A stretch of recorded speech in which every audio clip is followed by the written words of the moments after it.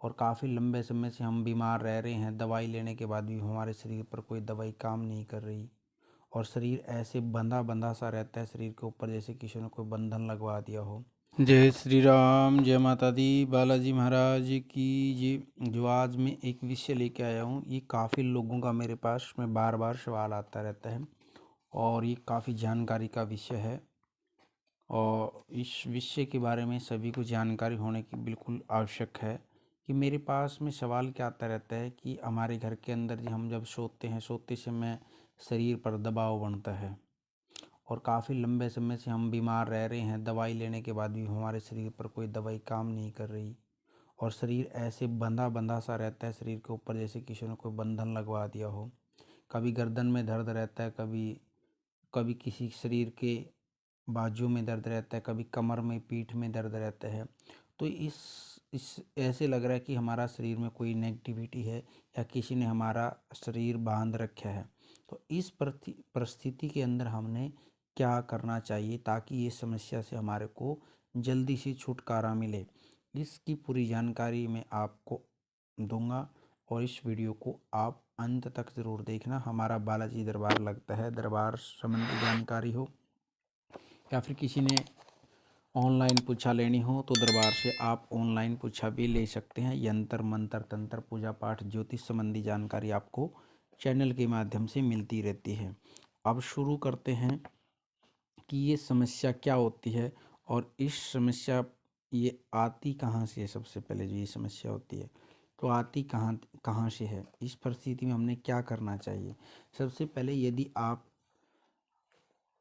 हर रोज़ पूजा पाठ कर रहे हैं और आपके शरीर पर फिर भी दबाव बनता है, गर्दन में दर्द हो रहा है, दबाव के कारण भी आपको लगता है कि मेरे पास में कोई नेगेटिविटी की समस्या है और आप काफ़ी समय से यदि लगातार दवाई भी खा रहे हैं उसके बाद भी आपको आराम नहीं मिल पा रहा, या आपके पास ये बार बार लगता है कोई साथ में परछाई जा देखते हैं, बार बार कई बार पूजा करते समय परछाई दिख जाती है और या फिर सोते समय हमारे को कुछ अंधेरे में कुछ दिखाई देना शुरू हो जाता है।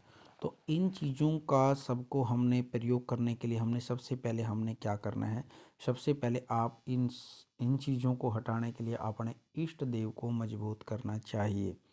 यदि आपको इष्ट देव का भी नहीं पता तो आप या तो भगवान शंकर का शिव कवच पढ़ सकते हैं, माँ भगवती का दुर्गा कवच पढ़ सकते हैं, हनुमान कवच पढ़ सकते हैं। तो इनमें सबसे फिर हमने कवच की रक्षा के लिए कवचों का पाठ करना चाहिए। और कवच का पाठ हमने कैसे करना चाहिए, सबसे पहले कवच के पाठ के लिए हमने संकल्प लेने की आवश्यकता है। पहले तो यदि हम विशेष रूप से कोई कवच का पाठ कर रहे हैं कोई बंधन बांधने के लिए तो उसमें शक्ति को भोग अवश्य दें। भगवान शंकर का कर रहे हैं तो शंकर को दे, माँ भगवती का कर रहे तो भगवती को दे, और बालाजी महाराज से हनुमान जी का कर रहे तो हनुमान जी को भोग अवश्य लगाएं। उसके बाद आपने संकल्प लेना है। संकल्प कर करे कि बाबा मेरे शरीर के ऊपर ये बंधन है, मेरा ये नाम है, मेरा गोत्र, आज ये तिथि ये वार है और जो जो मेरे शरीर के ऊपर ये बंधन लगा हुआ है, शरीर के अंदर कोई नेगेटिव चीज़ है, इसको हटाइए और मेरे शरीर के ऊपर इस कवच से बंधन लगाइए ताकि मेरे शरीर पे कोई नेगेटिविटी शरीर पर प्रवेश ना कर सके। तो उसमें कवच का पाठ आपने संकल्प करके करना है। उसके बाद आप जल और गंगा जल को अभिमंत्रित भी कर सकते हैं। एक चम्मच में एक लोटे में या कटोरी में गिलास में जल गंगा जल लेकर के और आप कवच का पाठ पढ़ते रहें।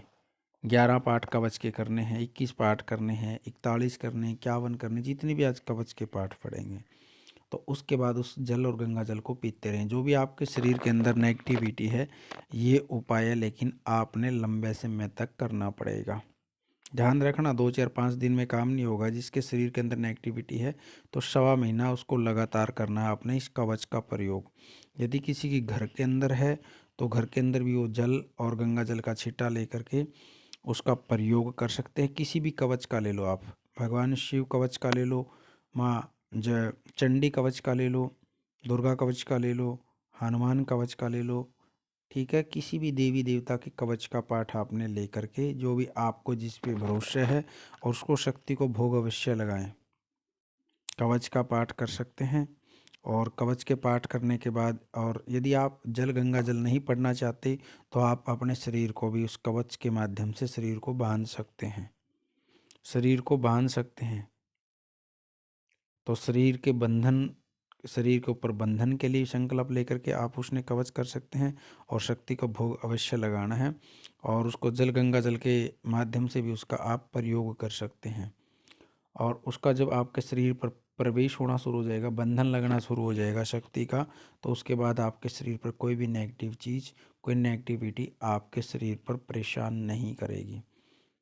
लेकिन कोई बीच में आपके ऊपर कोई ज़्यादा बड़ी कोई चीज़ है, प्रेत है, जिन है, जनाद है, मसान है, मसाणी है, तो इनके लिए क्या कई बार ये वचन भराई हुई चीज़ होती हैं, तो ये कवच से उसके बाद आप उसमें अन्य प्रयोग करने पड़ते हैं। कई बार लोग जैसे मेरे को बार बार बोलते रहते हैं, जी हमने कवच का पाठ करा है, और उनके ऊपर जिन की कोई जीन चल रहा है, जनाद, चुड़ैल, कुछ ज़्यादा बड़ी चीज़ लगी हुई है, तो उससे कवच का पाठ आपकी रक्षा नहीं करे, क्योंकि आपके शरीर के अंदर पहले ही कोई समस्या चली हुई है।